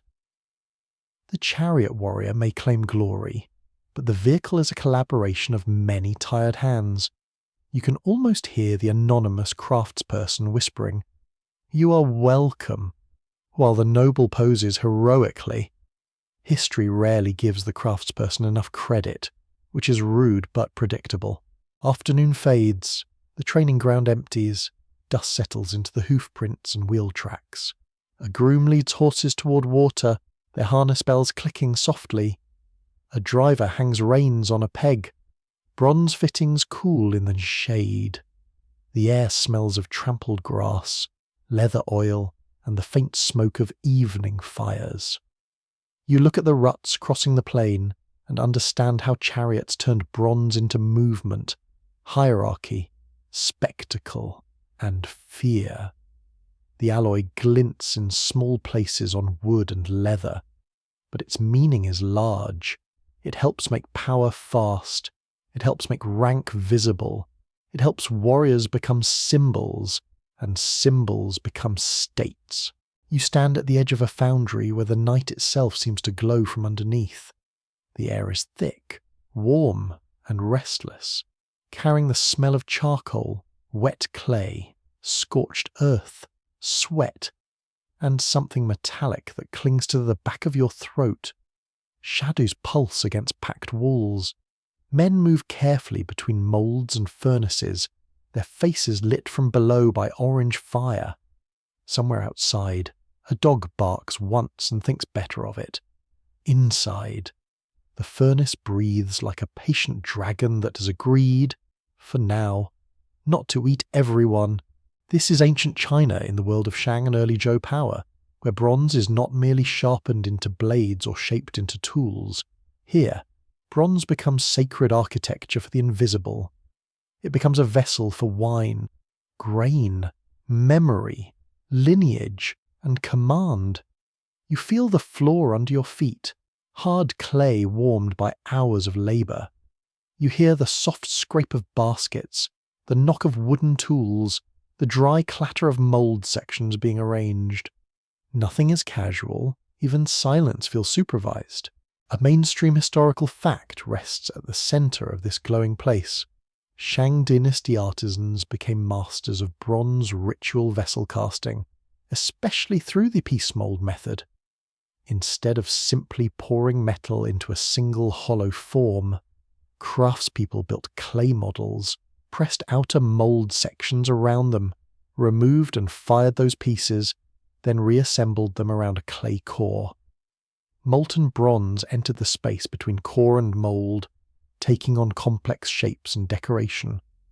The method allowed astonishing detail-raised flanges, dense patterns, curling horns, staring masks, and inscriptions hidden inside vessels like messages placed in the body of metal. You lean closer to a mould section cooling on a low table. Its surface is rough on the outside, but inside it holds crisp designs, spirals, lines, hooks, eyes, jaws, and creatures that seem halfway between animal and dream. The clay feels dry and slightly powdery beneath your fingertips. A worker snatches it gently away before you become part of an archaeological accident. Fair enough. Some objects prefer not to be touched by wandering future listeners. The bronze vessel being prepared is not ordinary tableware. It may be a ding, a gay, a Jew, a ga, or another ritual form, each with its own shape, use, and social meaning. A ding stands on legs and may hold food offerings. A Jew, with its pointed spout and lifted posts, holds wine. A gu rises tall and flaring, elegant as a trumpet that decided to become a cup. These vessels appear in ceremonies devoted to ancestors, whose favour matters deeply to the living. You can almost feel the pressure of family here, which proves some things truly are timeless. Ancestor ritual is not a small private habit. It is tied to kingship, nobility, land, military success, harvests, illness, childbirth, hunting, weather, and legitimacy. The living feed the dead, consult the dead, honour the dead, and sometimes worry that the dead may be displeased. In this world, ancestors are not gone in any simple sense. They remain active presences, powerful elders on the other side of breath. Bronze gives those relationships weight. A vessel placed on an altar does not merely hold food or drink, it holds obligation. You move from the foundry to a ritual hall. The atmosphere shifts from furnace heat to solemn warmth. Mats cover the floor, lamps flicker, the air smells of fermented drink, roasted meat, millet, smoke, lacquered wood, and human bodies gathered closely in ceremony. Bronze vessels stand in rows, their dark surfaces catching little glints of flame. Some are green with age, some golden brown, some polished to a deep glow. Their legs cast small shadows like rooted animals. Their handles curve into beasts. Their faces stare without blinking. The sound here is measured, footsteps soften, voices lower. A vessel lid is lifted with a quiet metallic scrape. Liquid pours, steam rises, someone chants, someone kneels. The bronze does not shout, yet it commands attention by being heavy, rare, and difficult to make. You understand how mass itself can become authority. To own such objects means having access to mines, fuel, labour, craftsmen, transport, and ritual knowledge. It means belonging to a lineage with enough power to feed both the living and the ancestral dead in proper style. Bronze inscriptions deepen that authority. Some vessels carry short texts cast into their interiors, naming the ancestor honoured, the patron who commissioned the vessel, or the event being commemorated. Later inscriptions grow longer, especially in Western Joe bronzes, turning vessels into metal documents of gifts, appointments, victories, marriages, and lineage memory. You look into one dark bowl and imagine signs resting at the bottom, visible only when empty. It is a quiet trick of history. The message appears when the offering is gone. A quirky tidbit glimmers from the vessel decorations. Many Shang bronzes display the famous Taoti motif, often described as a musk-like monster face with staring eyes, curling horns, and no lower jaw. The name Taoti comes from a later tradition, where it is associated with a greedy creature, which feels a little unfair to the ancient design, since nobody asked the vessel how it identified. Some people have imagined these faces as demons, ancestors, shamans, animal spirits, or warnings against excess. Others see them as powerful visual patterns meant to impress, overwhelm, and transform the ritual atmosphere. Either way, when you stare at them by lamplight, they stare back with excellent commitment. Specialists still debate what the Toti and other animal motifs truly meant to the people who first cast them. Were they symbolic beings from myth clan emblems, protective powers, visual expressions of transformation between human and animal worlds? Or were they elite designs whose meanings changed across time and region? The evidence is rich, but slippery. Oracle bone inscriptions reveal questions asked of ancestors and powers, but they do not provide a convenient museum label explaining every bronze face. History, once again, has hidden the instruction manual. You walk toward Anyang, one of the great centres associated with the late Shang kings. The land around you is busy with fields, workshops, roads, tombs, and palace zones. The smell of millet fields mixes with animals, damp soil, smoke, and refuse. Life is organised around royal power, divination, warfare, craft production, and lineage. Oracle bones are prepared from turtle plastrons and cattle shoulder blades. Questions are carved into them. Heat is applied. Cracks appear. Diviners interpret the patterns, asking about hunts, harvests, enemies, births, dreams, storms, toothaches, and sacrifices. Ancient bureaucracy even made anxiety official, which is both impressive and painfully relatable. Bronze fits perfectly into this world of questions and offerings. It gives shape to communication with forces beyond ordinary sight. A king who can command bronze production can also display control over ritual order. When a ruler makes offerings in heavy vessels, surrounded by nobles and attendants, power feels ancient even when it is being actively maintained. The vessel says our lineage remembers, our ancestors receive, our workshops obey, our enemies should probably reconsider. The foundry itself is a world of exact skill. Artisans must prepare clay that will survive heat, carve or impress decoration in reverse, calculate the thickness of the vessel wall, secure the core, align mould sections, and pour metal at the right temperature. A mistake can split the mould, trap bubbles, blur designs, or ruin an object that required enormous preparation. The workers may not be the highest people in the social order, but their knowledge is indispensable. They know how liquid bronze behaves. They know the moment when the surface shines correctly. They know how long clay must dry. They know which failure makes a dull crack, and which failure makes everyone step backward quickly. You feel the pour begin. The crucible tilts. Bronze runs bright as sun through a narrow channel, hissing into darkness. Heat hits your skin like an opened oven. The workers lean and brace, arms tense, breath held. There is no room for dreamy philosophy while molten metal is moving. Then the vessel disappears into waiting. Only later will the mould break apart and reveal whether the ancestor receives a masterpiece, or whether the workshop receives a very expensive lesson. When the cooled mould is opened, clay falls in chunks. A new vessel emerges, dark, rough, and extraordinary. Raised lines catch the light. Animal forms coil across its belly. A worker scrapes away flashing and smooths the surface. Another inspects the legs. Someone checks the inscription.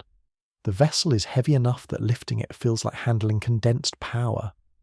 Your fingers sense the chill of bronze, the slight unevenness of decoration, the firmness of a material made to outlast skin, breath, and even the memory of voices. With the Zhou, bronze continues to speak, but its language shifts. Ritual vessels still honour ancestors, yet inscriptions increasingly record political grants, royal commands, honours, and lineage achievements. Bronze becomes a keeper of public memory. A king rewards a loyal servant. A noble commemorates an appointment. A family marks its place in the order of things. These are not casual notes. They are declarations cast in metal, meant to endure through generations of ceremony and inheritance. Night settles over the ritual hall. The fire outside fades to a red pulse. The vessels stand in rows like quiet animals guarding a threshold. You smell ash, wine, meat, and cooling metal. You hear a final footstep, the soft closing of a wooden door, the distant call of someone leading cattle home. Bronze in this world is not merely useful. It is ancestral, political, cosmic, and intimate. It turns molten earth into memory. It lets the living speak to the dead with weight in their hands. It teaches power to take a sacred shape, and in the darkness, the vessels continue to listen. You feel the first tremor not as thunder but as delay. A ship expected at the harbour does not arrive. A caravan reaches the gate with half its animals missing. A messenger comes in dusty and silent, his tunic stiff with salt and sweat. The city still stands, the ovens still smoke, the temple doors still open at dawn, yet the air has changed. It smells of old grain, anxious bodies, river mud, and smoke from watchfires kept burning too long. Somewhere, a bronze bell or gong sounds across a courtyard, and the note hangs there, thin and uncertain. You walk through a palace town near the end of the Bronze Age. When the great international system begins to loosen like a rope rubbed against stone, storerooms are not empty, not yet, but they feel guarded. Scribes press marks into clay with quicker hands. Workers glance toward the road. Guards lean harder on their spears. The walls are warm under your palm, baked by afternoon sun, but the people around you seem cold inside. Their world depends on movement. Copper, tin, grain, timber, horses, textiles, tribute, brides, envoys, craftsmen, and promises. When movement falters, bronze itself begins to feel fragile. A mainstream historical fact sits at the centre of this troubled scene around the late 13th and 12th centuries BCE. Many major Bronze Age powers and palace societies around the eastern Mediterranean suffered severe disruption. The Hittite Empire disappeared as a great power. Mycenaean palace centres in Greece were destroyed or abandoned. Cities in the Levant faced fire, ruin, or contraction. Egypt survived major attacks and internal strain, but its influence beyond the Nile Valley weakened. The collapse was not one single night of disaster. It was a long cracking of systems that had seemed strong because everyone inside them needed to believe they were strong. You pass a bronze workshop that no longer glows with confidence. The furnace is banked low. Charcoal is scarce. A worker turns a broken blade in his hand, testing whether it can be melted down. The metal feels cool, nicked, and tired. Scraps matter now. Failed castings are saved. Decorative pieces may become practical tools. A noble's damaged fitting might quietly turn into a spearhead, which is a very humbling career change for elite metalwork. The smell of the workshop is less rich than usual, more ash than fire, more waiting than production. Tin is the quiet problem no one can ignore. Copper may still be found in some regions, but bronze needs both copper and tin often travels from far away. If mountain routes become unsafe, if ports burn, if rulers lose control of roads, if merchants decide the risk is no longer worth the profit, the alloy that once tied kingdoms together becomes a reminder of distance. A weapon in a guard's hand depends on miners he will never meet, sailors he will never thank, and officials he would probably find irritating at dinner. You follow a road where refugees move in slow lines. Not everyone is fleeing battle. Some carry grain because harvests have failed. Some carry children. Some carry tools wrapped in cloth, hoping skill can survive where houses cannot. Donkeys stumble under bundles. The dust tastes bitter on your tongue. Babies cry in short, tired bursts.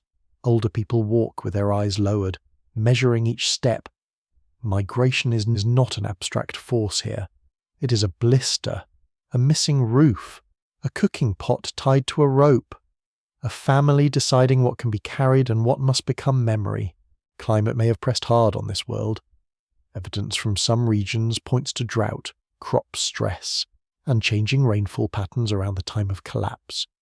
You stand in a field where the soil cracks underfoot. The grain is thin. The wind carries the dry smell of straw and dust instead of the damp scent of abundance.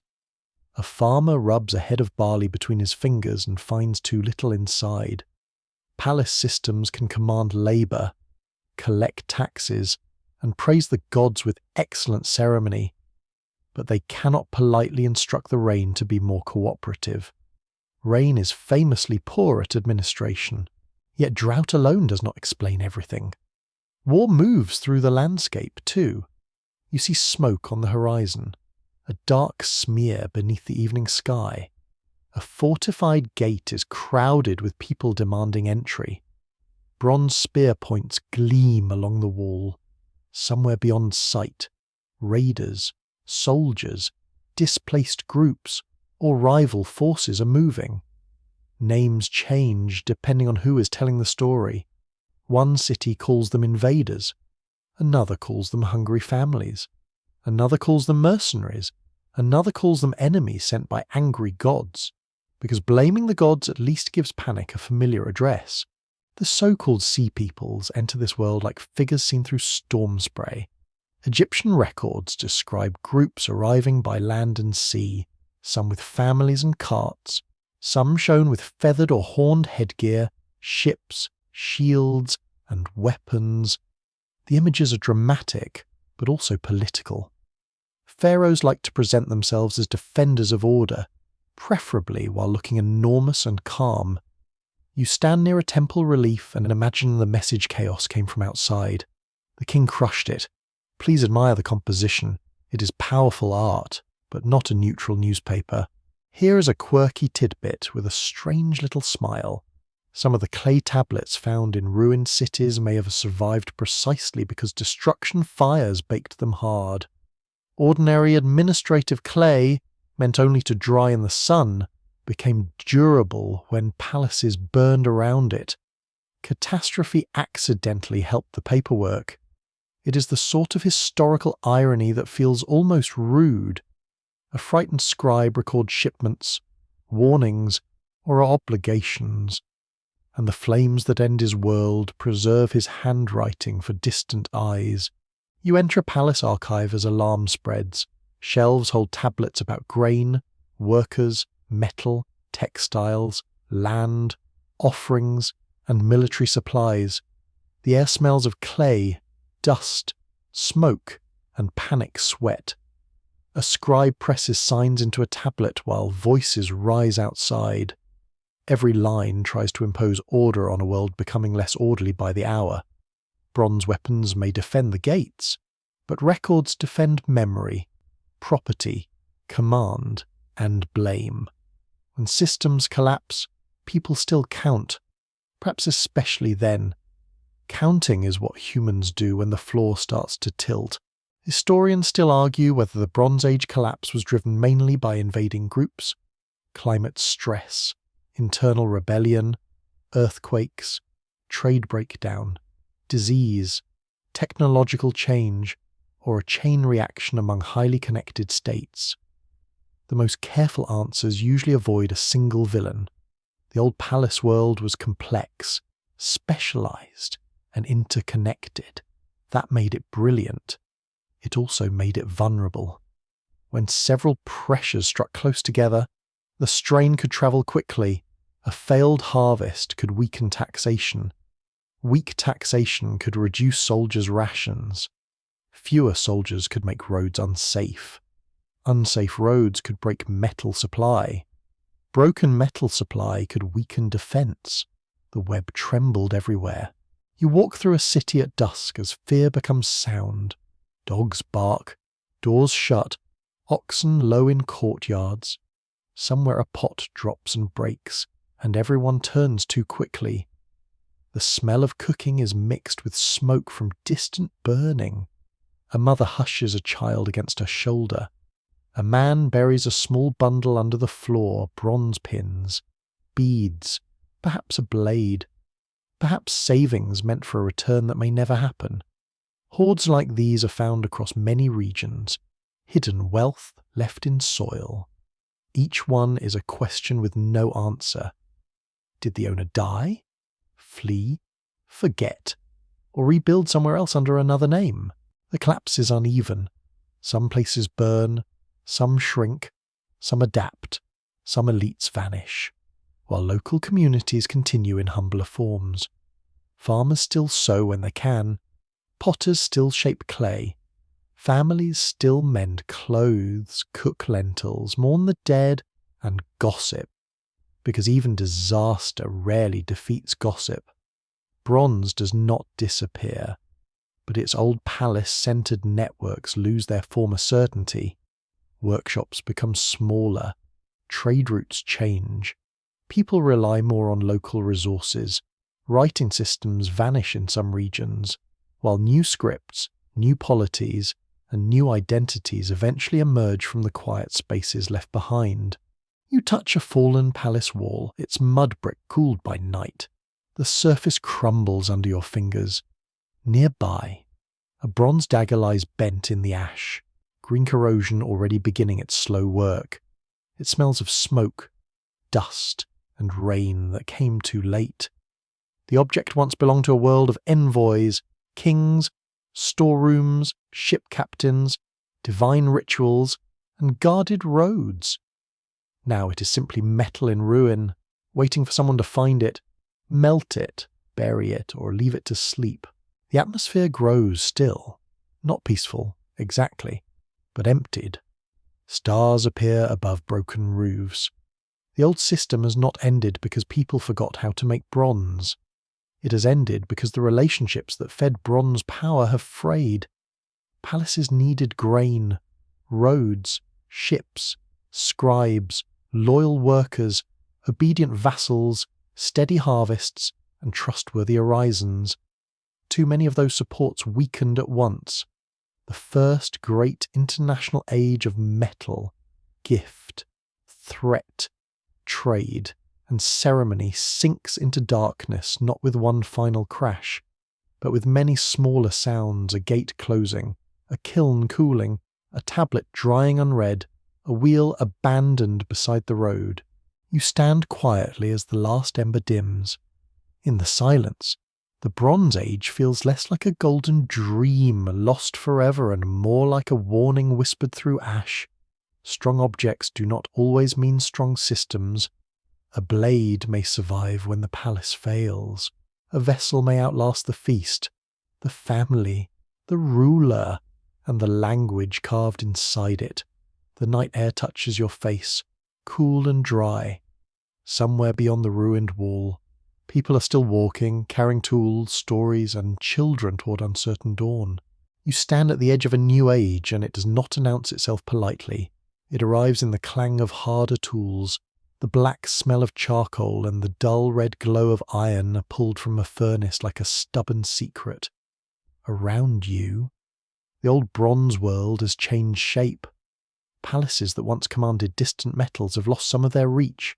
Trade still exists, but the old certainty has thinned in workshops, farmers' yards, shrines, and market lanes. People begin to weigh one metal against another, not in philosophy, but in the very practical language of work. Iron is not immediately beautiful. It does not pour as easily as bronze. It does not shine with the same warm golden brown. Early iron can be difficult, full of slag, uneven in quality, and frankly, a little dramatic about needing attention. A smith must heat it, hammer it, fold it, drive out impurities, and learn the mood of a material that does not behave like molten bronze in a mould. Bronze flows, iron resists. Bronze accepts shape like thick honey entering a carved hollow. Iron must be beaten into usefulness, which is one reason ancient smiths earned both respect and probably a great deal of side-eye. The mainstream historical fact is clear iron gradually replaced bronze for many tools and weapons because iron ore was far more widely available than tin, and properly worked iron or steel could make strong, durable edges. This did not happen everywhere at once, and it was not a clean overnight upgrade. Bronze remained important for centuries, even millennia, in specialized uses. But once communities learned to work iron effectively, they were less dependent on the long and fragile tin routes that had supported large-scale bronze production. A village near iron ore could dream differently from a city waiting for imported tin. You enter a smithy where iron is being worked. The atmosphere is darker than a bronze foundry. less liquid, more muscular. Sparks jump from the anvil and vanish in the dust. The sound is steady and sharp, hammer on hot metal, hammer on hot metal, hammer on hot metal, until the rhythm settles into your bones. The air smells of charcoal, hot scale, damp leather, sweat, and rain cooling on the roof.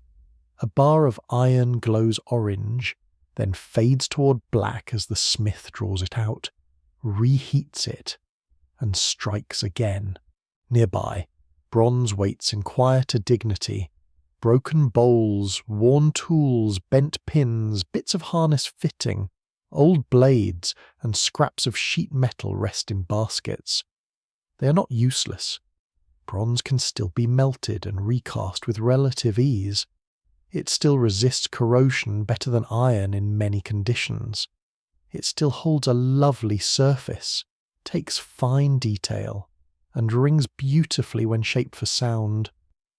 Iron may be muscling into the everyday business of cutting, chopping, and fighting. But bronze has no intention of leaving the room. It simply changes careers with admirable calm. You follow bronze into a temple courtyard where bells hangs beneath carved beams. A hand lifts a wooden striker.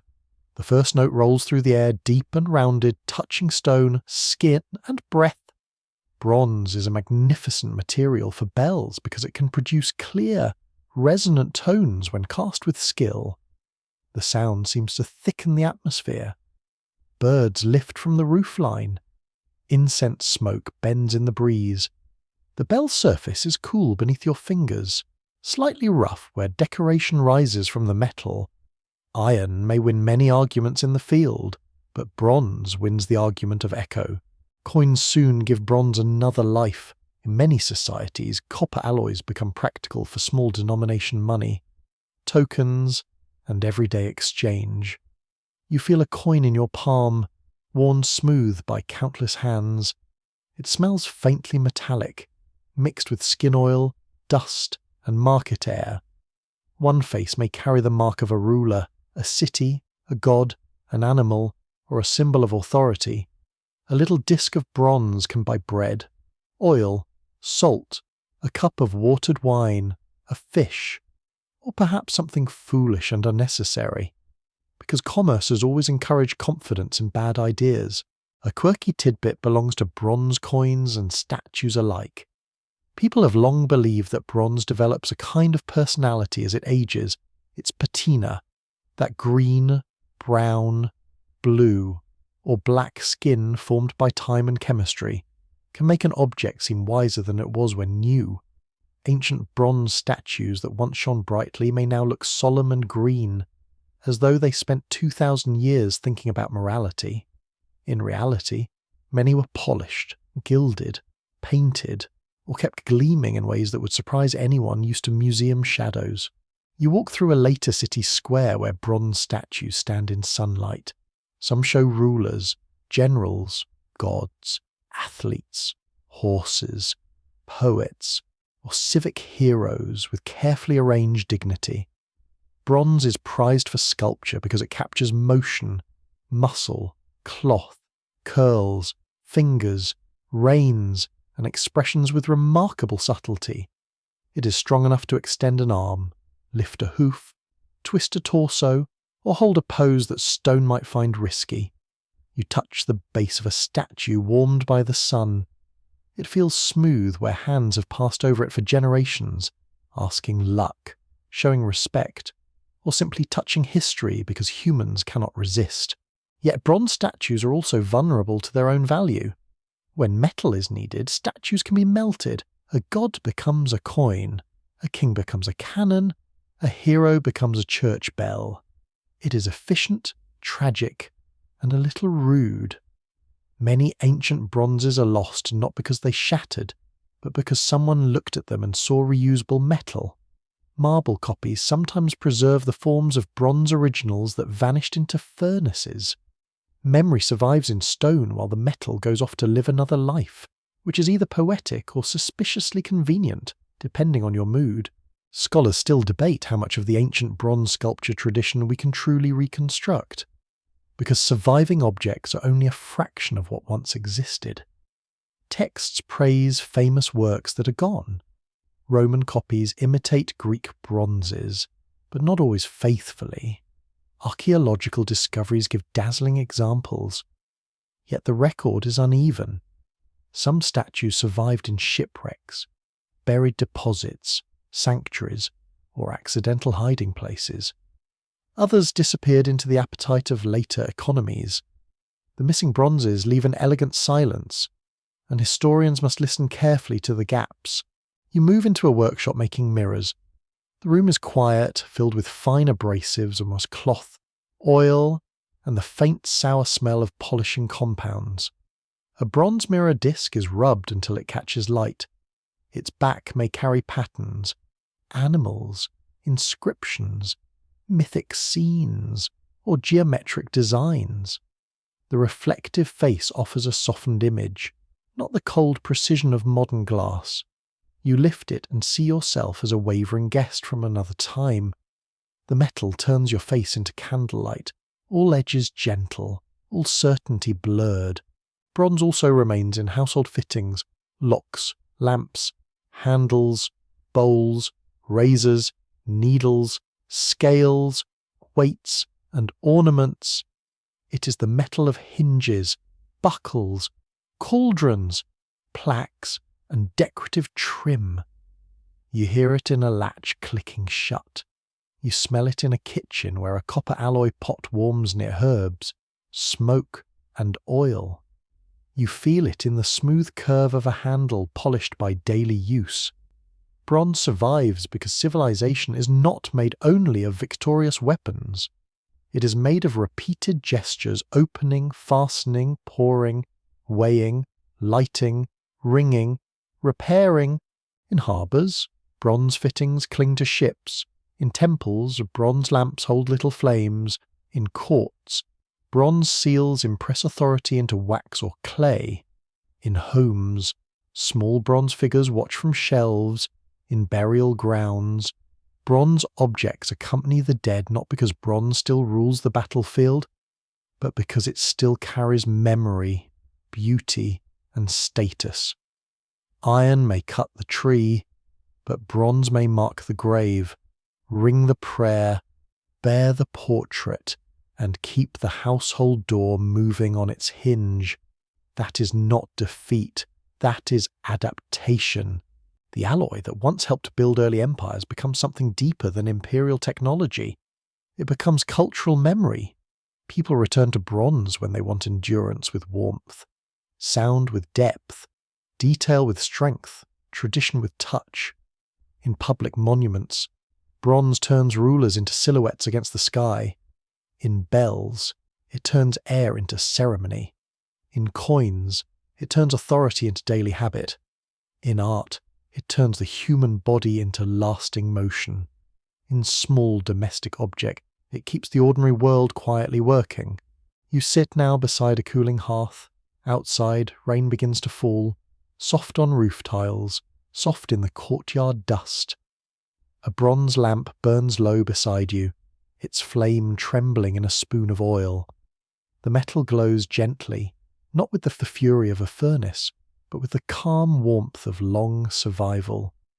You run your thumb over its rim and feel tiny irregularities left by casting, polishing, use, and time. It is an old material, but not a vanished one.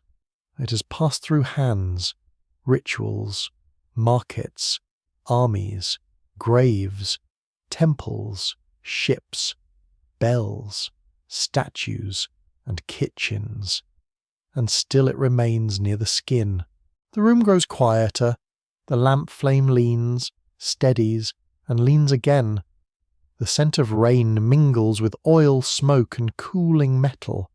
Somewhere far away, a bell gives one slow note, round and fading, as if the evening itself has been cast in bronze. You breathe gently.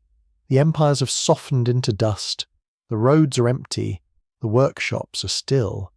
Yet the alloy keeps its patient memory, not loud, not proud, just present. You let your hand rest, warm now from the lamp, and imagine all those ancient fires dimming one by one beneath a wide, forgiving sky. The last sound is only rain, falling lightly, washing stone, touching leaves, and carrying the glow of old civilizations into sleep